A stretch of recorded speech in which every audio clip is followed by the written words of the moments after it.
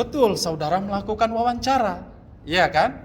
Pertanyaannya, apakah hasil wawancara itu saudara bahas di pembahasan? Coba tunjukkan saya.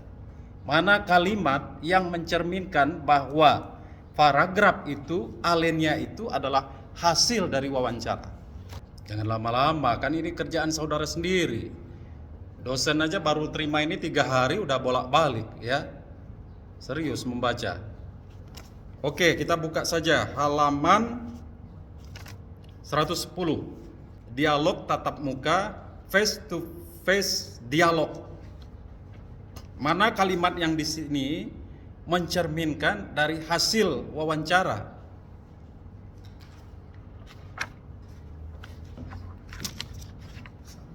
Kalau kurang, saya tambah. Kalau saudara tidak ketemu di dimensi pertama itu. Dimensi kedua, mana kalimat ya yang mencerminkan hasil dari wawancara di dalam dimensi trust building, membangun kepercayaan.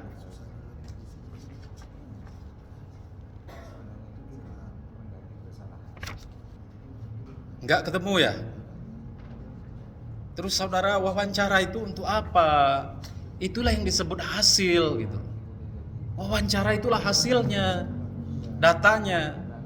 Oke, kita bongkar ya. Bapak meyakini mungkin ada, tapi ini tidak saudara bunyikan atau tidak menjadi hasil yang penting bagi saudara. Padahal hasil wawancara itulah yang penting. Contoh, halaman 111. Saudara masih mengutip artikel Ming Jensen. Kemudian saudara mengutip lagi Ana Christina Costa tahun 2003 dalam artikelnya di sini. Ya. Kemudian saudara mengutip lagi Vengeance S dan Huxam tahun 2003. Nah, maksud saya justru yang harus saudara uji itu hasil wawancara dengan artikel ini. Itulah yang disebut dengan triangulasi. Saudara tidak melakukan triangulasi. Ya. Tadi udah bingung mau jawab hasil wawancaranya yang mana, pertanyaan dari mana. Sebenarnya udah dapat wawancaranya, lakukan. Jangan dominan di analisis saudara ini, saudara mengutip lagi berbagai teori dan jurnal. Padahal itu sebenarnya ada porsinya di bab 2, landasan teoritis. Boleh saudara mengutip lagi, boleh. Dalam rangka apa? Melakukan apa yang disebut dengan triangulasi. Triangulasi sumber, triangulasi teori, triangulasi metode. Itu tidak saudara lakukan. Ya. Kalau standarnya tinggi, ini saudara bermasalah ini di dalam hasil dan pembahasan ini. Tapi saya tetap menilai sesuatu itu bukan hanya dari akhirnya, tapi prosesnya. Saya yakin juga saudara berproses ya, berkomunikasi. Tapi saudara harus sadari ini kelemahan saudara. Ada jawaban nggak? Kenapa di pembahasan ini justru banyak artikel tidak ditriangulasikan dengan hasil wawancara? Hasil wawancara itu ditriangulasikan dengan teori, dengan metode, dengan sumber yang lain. Itu yang penting. Karena di dalam diri saudara itu ada bias peneliti.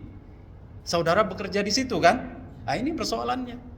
Mind frame saudara itu kelemahan meneliti di organisasi kita sendiri, kita menjadi tidak objektif.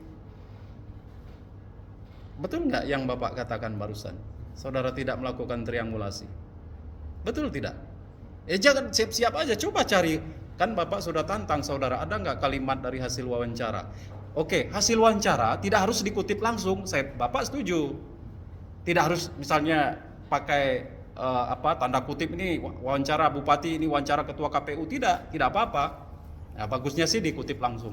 Tapi di refer, disebutkan, dikutip secara tidak langsung juga. Jangan hanya artikel ini yang ada di pembahasan. Kalau begini, namanya saudara melakukan kajian kepustakaan. Bukan penelitian lapangan, bukan field research. Oke? Tidak ada argumen lagi. Ada, silakan, boleh. Mengapa begitu?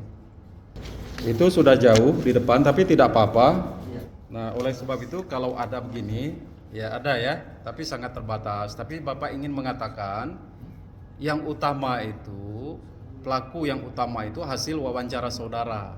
Baru saudara melihat apakah wawancara itu sesuai teori dengan mengutip teori lain, apakah sesuai sumber yang lain, nah, baru dicari itu.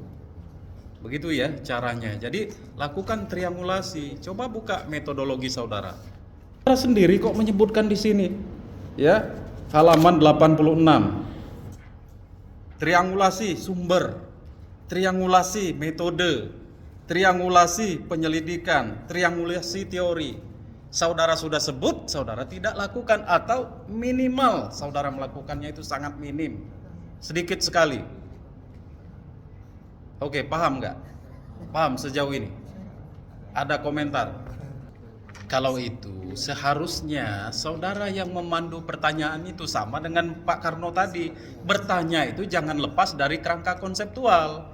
Kerangka konseptual itu isinya adalah konsep, dimensi, dan indikator. Tanyakan itu. Nah, ketika saudara salah bertanya, tanya peran tugas pokoknya boleh-boleh saja. Tapi mau tanya peran KPUD, tinggal buka undang-undang. Mau tanya peran Bawaslu, tinggal buka undang-undang. Ya, sudah ada peran sekretariat daerah, buka perdanya ada kok. Adjustment proses, shared value, itu yang penting ditanyakan. Itu yang penting ditanyakan. Paham kan? Ini kelemahannya. Ya, oleh karena itu, mari sama-sama kita belajar dari kelemahan untuk menjadi lebih baik.